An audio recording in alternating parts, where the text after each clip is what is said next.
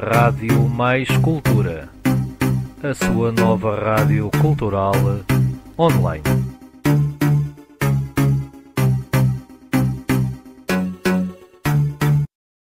Então, bem-vindos. Este é o terceiro bloco de emissões aqui na sua Rádio Mais Cultura e, como é hábito, o terceiro bloco de emissões é sempre dedicado à rubrica História da Música. História da Música, um programa do maestro Hugo Lopes Alves.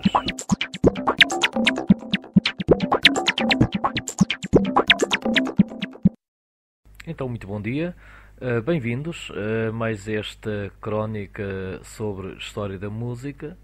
Nos últimos episódios, nas últimas semanas, aproveitei para refletir um pouco convosco sobre algumas questões ligadas à história da música em termos gerais, passando os vários períodos históricos, desde a Idade Média até ao século XX, passando pelo Renascimento, o Barroco, o Classicismo, etc. E quis associar essa forma, essa visão generalista também a uma visão simbólica, digamos assim, daquilo que podemos encontrar também em termos da simbologia associada a cada um desses movimentos. Iremos avançar então para histórias da história da música e falar também pormenorizadamente sobre alguns outros períodos da história.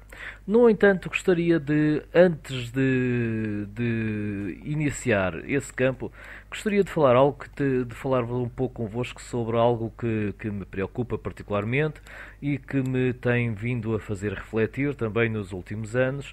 Tem a ver com a questão do ensino da música no nosso país, a questão da educação, a questão da importância da educação artística no currículo nacional, neste caso falando daquilo que é as questões do sistema educativo português. Para falar um pouco sobre isso, gostaria de ir um pouco mais atrás e pensar um pouco convosco e refletir um pouco sobre as ideias de Platão sobre a educação. E diria o seguinte: na sociedade que Platão idealizou, existem três classes. A classe dos artífices e comerciantes, cuja virtude é a temperança; a classe dos guerreiros, cuja virtude é a coragem; e a classe dos filósofos, cuja virtude é a sabedoria. Se a classe dos filósofos governar, se a classe dos guerreiros se encarregar da defesa, e a classe dos artífices e comerciantes mantiver as duas outras classes, existirá harmonia e equilíbrio, e a justiça poderá ser alcançada. A educação antiga da Grécia era constituída por duas partes: a ginástica, para o corpo, e a música, para a alma. Em relação à ginástica, Platão recrimina a função de competição que lhe fora atribuída ao longo dos tempos. Segundo ele, a ginástica deveria regressar à sua forma original, incidindo exclusivamente em exercícios de caráter militar, desempenhados tanto por rapazes como por raparigas, preparando-os para o combate. O seu programa de jogos incluía a luta, as corridas a pé, os combates de esgrima, os combates de infantaria pesada e de infantaria leve, o arremesso de flecha com arco, a funda, marcha e manobras táticas, a prática do acampamento e a caça. Esta preparação militar deveria ocorrer dos ginásios e nos estádios públicos, sob a direção de monitores profissionais, cujos honorários seriam pagos pelo Estado. A ginástica seria iniciada neste nível mais elementar e continuaria até à idade adulta. A sua finalidade não era alcançar a força física de um atleta, mas contribuir para a formação do caráter e da personalidade. Platão considerava que os homens que se dedicavam exclusivamente à ginástica acabavam por se tornar insensíveis à cultura e eram pouco mais do que selvagens. Ainda em relação à ginástica, refira-se que Platão incluía nela todo o domínio da higiene, as indicações em relação ao regime de vida e especialmente ao regime alimentar, assunto intensamente tratado na literatura médica do tempo. À ginástica, Platão acrescentava ainda a dança, insistindo bastante na sua prática e ensino, pois considerava um meio de disciplinar a espontaneidade dos jovens, contribuindo para a disciplina moral. No período dos 13 aos 16 anos, a música ocupa um lugar de distinção. Para Platão, a pessoa retamente educada pela música, pelo facto de a assimilar espiritualmente, sente desabrochar dentro de si, desde a sua mocidade e numa fase ainda recuada do seu desenvolvimento, uma certeza infalível de satisfação pelo belo e de repugnância pelo feio, a qual o habilita mais tarde a saudar alegremente, como algo que lhe é afim, o conhecimento da verdade, quando ele se apresentar. A música contribui assim para a formação harmoniosa da alma. Segundo Platão, ela não abrange apenas o que se refere ao tom e ao ritmo, mas também, e até em primeiro lugar, a palavra falada, o logos. Em Platão, é evidente a distinção entre o que se chamou o trivium, que corresponde à gramática, à retórica e à dialética, e o quadrivium, onde encontramos a aritmética, a geometria, a astronomia e a música. Pensando um pouco nas questões do ensino, gostaria de refletir um pouco convosco sobre o ensino da música na Idade Média. E diria que na Idade Média a educação era vista como um instrumento para se alcançar a sabedoria, que, consequentemente, levaria o homem à felicidade, um bem desejado por si mesmo e mais perfeito que todos os outros bens. Na Antiguidade Ocidental, a educação era entendida como uma transmissão de técnicas adquiridas. O ato pedagógico tinha, sobretudo, a finalidade de possibilitar o aperfeiçoamento dessas técnicas através da iniciativa dos indivíduos. A reflexão pedagógica era dividida em dois ramos isolados. Um de natureza puramente filosófica, elaborado por conceitos éticos, e outro de natureza empírica ou prática, visando preparar a criança para a vida. O ato de educar era baseado no ser, utilizado para a formação e amadurecimento do homem e a busca da sua consecução completa ou perfeita.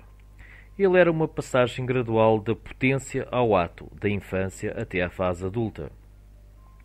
A base do currículo educacional medieval foi dado pela obra O Casamento da Filologia e Mercúrio, do cartaginês Marciano Capella, escrita entre o ano de 410 e o ano 427. Nela, o autor, influenciado pela enciclopédia de Varrão sobre as 9 disciplinas, tratou das 7 artes liberais, damas de honra daquele casamento. As artes liberais eram denominadas artes pois implicavam não somente o conhecimento, mas também uma produção que decorria imediatamente da razão, como várias outras, por exemplo, o discurso e a retórica, os números e a aritmética, as melodias e a música, etc. Gostaria agora de vos falar um pouco sobre a forma como em Portugal acontece a educação, ou como podemos dizer, como foi evoluindo o sistema educativo português ao longo dos tempos, até chegarmos aos dias atuais, mas pensando de facto em termos da reforma das várias reformas do sistema educativo, se assim poderemos chamar. Então, podemos dizer que em Portugal o ensino é obrigatório e prolonga-se neste momento até ao 12º ano, com as crianças a começarem a escola aos 6, 7 anos. Em termos de currículo, o programa do primeiro ciclo inclui as seguintes áreas: língua portuguesa, matemática, estudo do meio, expressões, artística e físico-motora, área de projeto e estudo acompanhado, que já não existe. No segundo ciclo, o plano curricular inclui as disciplinas de língua portuguesa, língua estrangeira, história, geografia, matemática, ciências da natureza, educação visual e tecnológica, educação musical, entre outras. Interessa-me desenvolver esta questão na educação musical. Mas gostaria de, antes disso, fazer uma pequena história, digamos assim, da forma como o ensino foi evoluindo no sistema educativo português, tendo em conta a questão também do ensino artístico e do ensino da música especificamente. Da Idade Média ao século das Luzes, podemos dizer que o ensino inicial era ministrado em alguns mosteiros, como os de Santa Cruz de Coimbra e Alcobaça, ou noutras escolas mais modestas, onde se ensinava a ler, a escrever e a contar. Por outro lado, e tal como em quase toda a Europa Ocidental, a criação da primeira Universidade Portuguesa data do século XIII, como sabemos, do reinado de Dom Dinis, em Coimbra. A preocupação dominante no ensino ministrado, como nas outras universidades da época, era de caráter religioso. A evolução da forma e do conteúdo do ensino ministrado no estudo geral não foi muito evidente até ao século XVI. Pelo contrário do que se poderia pensar nessa época de grande efervescência científica e de mudança de mentalidades. As reformas mais importantes fazem-se ao nível da estrutura, também do reinado de Dom João III, com a criação de colégios, onde separadamente estavam instalados os estudantes e se ministravam os cursos. Está ainda associada a este rei a criação de uma escola preparatória, ou Colégio das Artes, que, a exemplo do que se fazia no resto da Europa, tinha a dupla função de ter uma finalidade em si própria e de preparar para o ingresso da universidade. Esta última, no entanto, vai perdendo em autonomia na exata medida em que os reis ganham em poder. A sua tradicional função de redigir estatutos cessa já no início do século XVI, passando estes a ficar sujeitos à autoridade real. Não é possível falar-se do ensino em Portugal nos séculos XVI e XVII sem referir à ação doutrinária e pedagógica dos jesuítas. Eles vão ocupar quase toda a cena da educação, com os inúmeros colégios criados em todo o país, em que o ensino era gratuito. O único espaço onde não conseguiram entrar foi justamente o da Universidade de Coimbra. Só no século XVIII se verifica o seu declínio, com a expulsão dessa ordem de Portugal e a sua substituição por outras duas ordens religiosas, os clérigos de São Caetano e a ordem de São Filipe Neri, cujo papel será revestido de importância nas reformas levadas a cabo nesse mesmo século pelo Marquês de Pombal.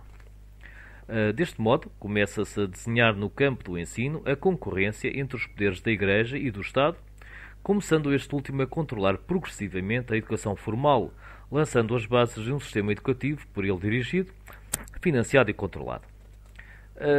Em relação à reforma pombalina, podemos dizer que não foi apenas pela extinção da Companhia de Jesus e pela sua posterior expulsão do país que o Marquês de Pombal, ministro do rei Dom José I, atuou no campo do ensino, já que por ele foram levadas a cabo e sistematizadas importantes reformas. Ao criar a aula de comércio e em 1759 a Diretoria-Geral dos Estudos, ele inaugura uma série de medidas que culminam com a Reforma Geral do Ensino em 1772. Abrem-se escolas menores, que se multiplicam pelo país e pelos domínios ultramarinos, e nesse mesmo ano o número de professores previstos, juntamente com os dos mestres de ler, é já de 837. Numa iniciativa inédita em toda a Europa, cria-se um imposto, o subsídio literário, para financiamento das despesas com a educação.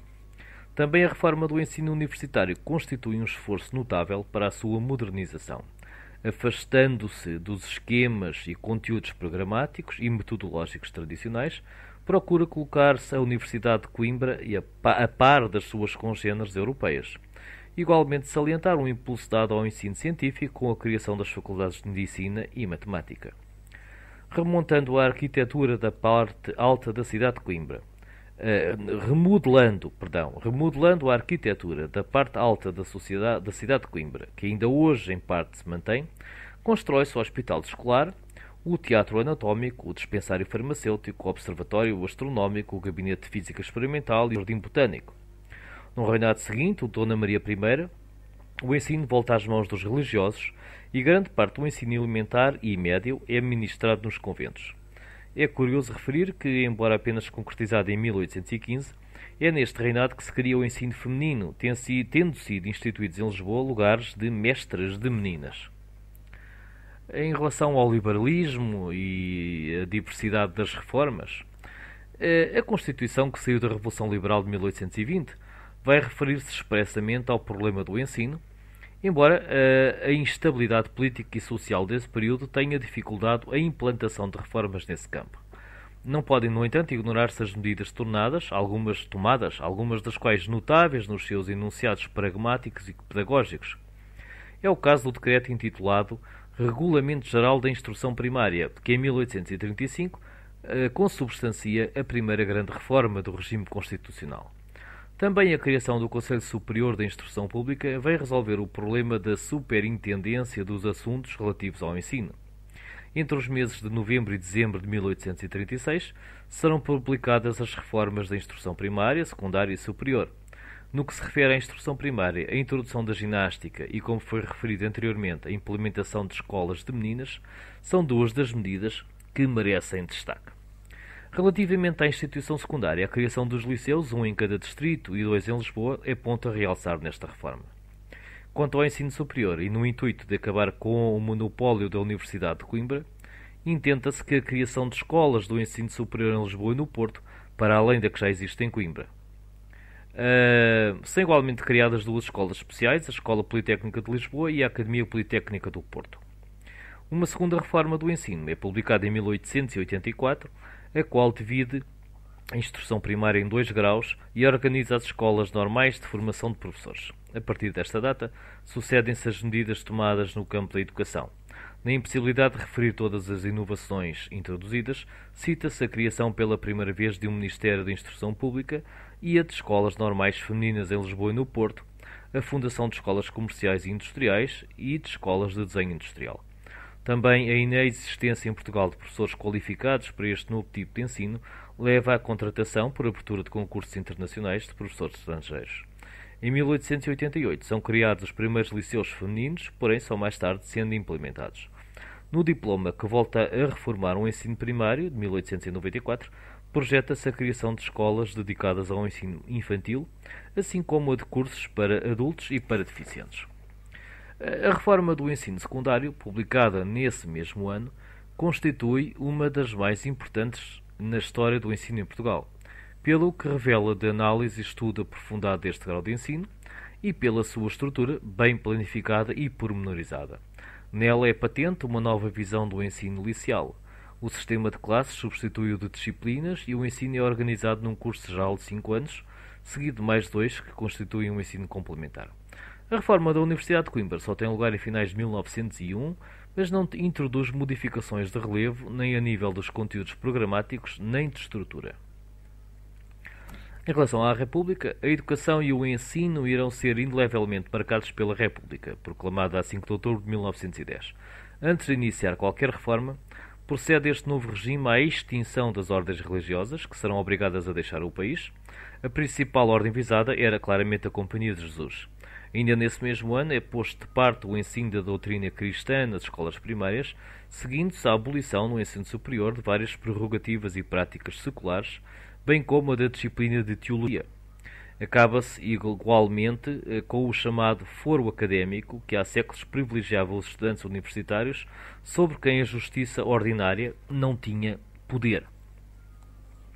Preocupados com a decadência do sistema escolar português, com o seu desfazamento relativamente à maioria dos países europeus, o seu atraso endémico e as elevadas taxas de analfabetismo, cerca de 70% da população, os primeiros governos da República iniciam a promulgação faseada de grandes reformas para os vários graus de ensino. Alguns desses textos são de grande qualidade e, juntamente com o período do liberalismo, a que já fizemos referência, dão testemunho de uma das épocas mais criativas no campo da educação e do ensino que existiram em Portugal. A reforma do ensino primário, datada de 1911, engloba o ensino infantil e o ensino normal primário. 2 conhecidos escritores e pedagogos estão por trás desta reforma, João de Barros e João de Deus. Este último, autor da famosa cartilha maternal, método de ensinar a ler, que foi utilizado até aos anos 30. Por ele é igualmente fundado o ensino infantil particular, com a criação dos primeiros jardins-escola, ainda hoje existentes, com métodos pedagógicos inovadores, e onde as primeiras noções de liberdade, civismo e solidariedade eram ministradas. No concernente ao ensino superior, data também de 1911, a criação das Universidades de Lisboa e do Porto, e volta a conceder-se a todas as instituições universitárias a sua tradicional autonomia, dotando-os dos recursos necessários ao seu desenvolvimento. As reformas desse ano estendem-se ao ensino comercial e industrial, destacando-se o desdobramento do Instituto Industrial e Comercial de Lisboa em duas escolas distintas, o Instituto Superior Técnico e o Instituto Superior do Comércio. Quanto ao ensino secundário, é finalmente posto em prática o princípio de coeducação, quando não existissem secções femininas, as alunas frequentar os liceus masculinos. Mas a sua reforma só tem lugar em 1917 e 1918. A criação, desta vez com caráter definitivo, do Ministério da Instrução Pública em 1913, traz para a sua dependência os serviços das Direções Gerais de Instrução Primária, Secundária, Superior e Especial, além das escolas até então dependentes da Direção-Geral do Comércio e da Indústria. Tudo de notar, no entanto, durante o período republicano, o caráter disperso e parcelar de grande parte da legislação publicada, frequentemente impossível de pôr em prática devido à instabilidade política e social do país, bem como à sua difícil situação económica. Em relação ao Estado Novo e a Escola Nacionalista, com o golpe militar de 28 de maio de 1926, que deu origem à mudança de regime e ao início da ditadura, o ensino irá sofrer grandes alterações, sobretudo de caráter ideológico.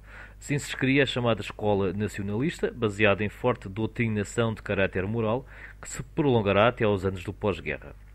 Os programas são reduzidos à aprendizagem escolar de base, proíbe-se a coeducação, reduz-se o ensino primário, extinguindo-se o complementar e as escolas normais superiores, e criam-se nas regiões rurais os postos de ensino, cujos mestres, os regentes escolares, em muitos casos sabiam apenas ler e escrever, sendo-lhes, no entanto, exigida uma comprovada idoneidade moral e política. O combate ao analfabetismo deixa de ser considerado uma prioridade, já que a ignorância da leitura e da escrita evita, na perspectiva vigente, a contaminação de doutrinas consideradas perniciosas e desestabilizadoras.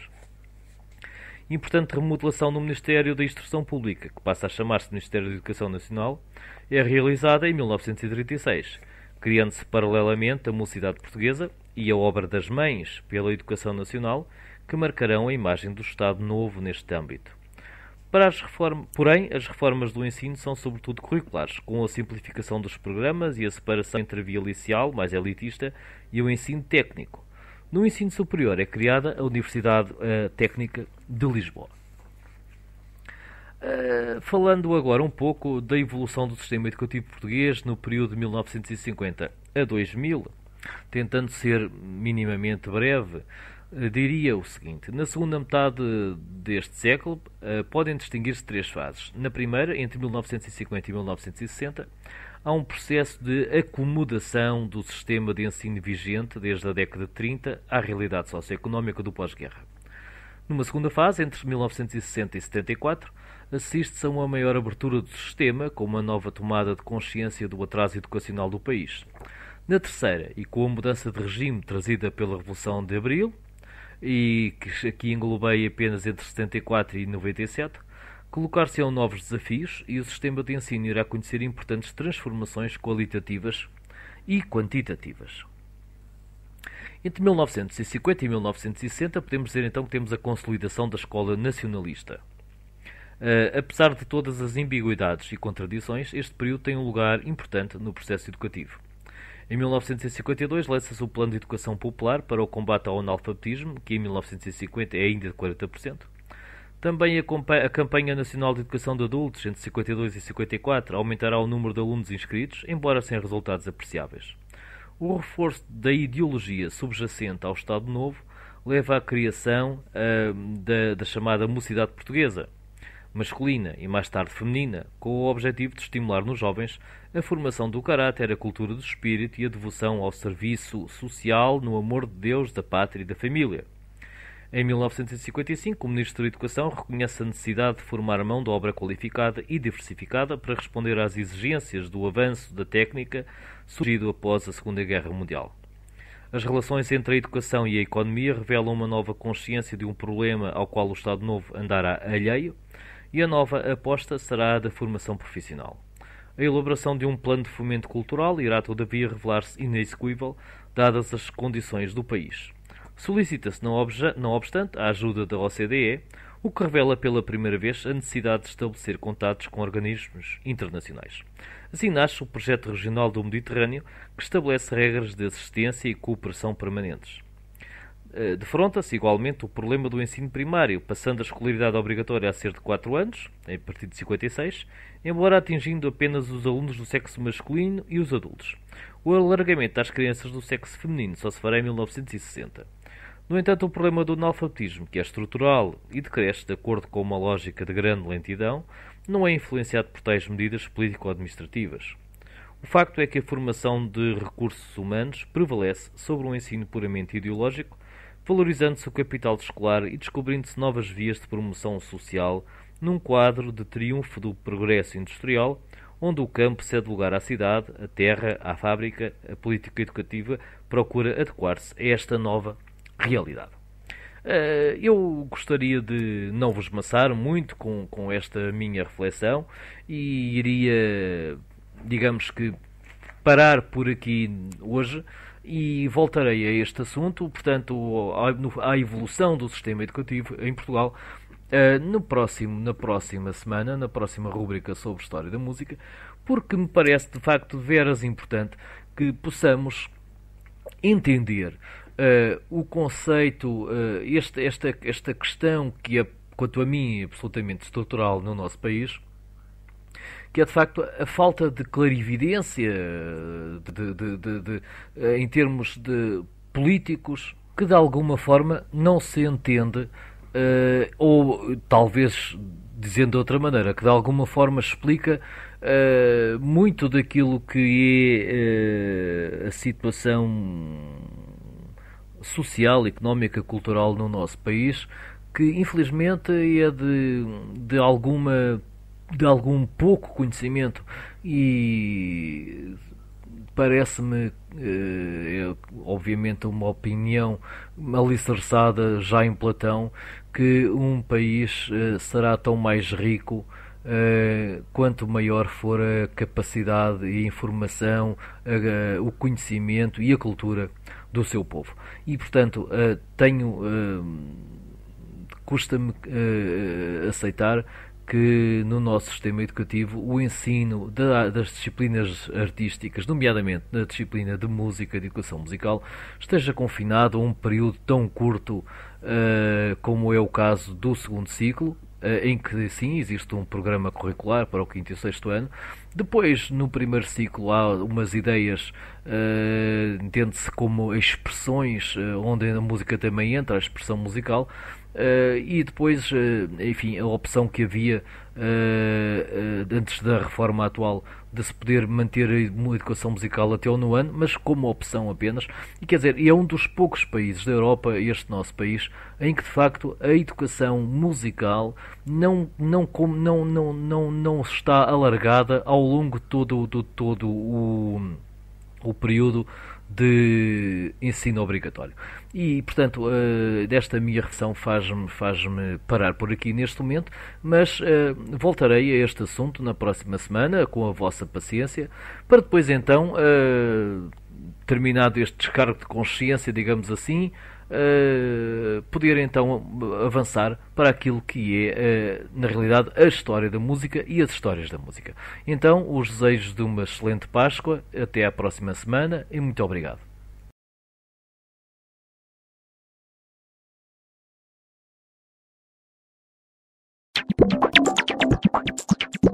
História da Música, um programa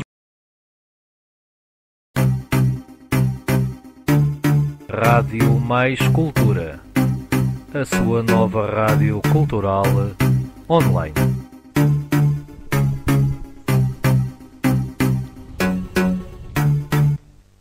E foi o programa História da Música, levou-nos ao longo de todo este segundo bloco de emissões da manhã, aqui na Rádio Mais Cultura, a emissão de 27 de março de 2013, quarta-feira. Excepcionalmente esta semana as nossas emissões acontecem na quarta-feira, atendendo ao período pascal que estamos a viver e que, portanto, faz-nos adiar um pouco, alterar, antecipar as nossas emissões desta semana e assim sendo, cá estamos hoje para as emissões regulares da Rádio Mais Cultura. Já tivemos então o programa Tecnologia da Comunicação, já tivemos o programa sobre História da Música, estamos a terminar este bloco da manhã, é o terceiro bloco, e vamos fazer então uma pausa para almoço e, como sempre, regressaremos às 15 horas. Então, um bom almoço para todos, até mais logo, às 15 horas estaremos de volta.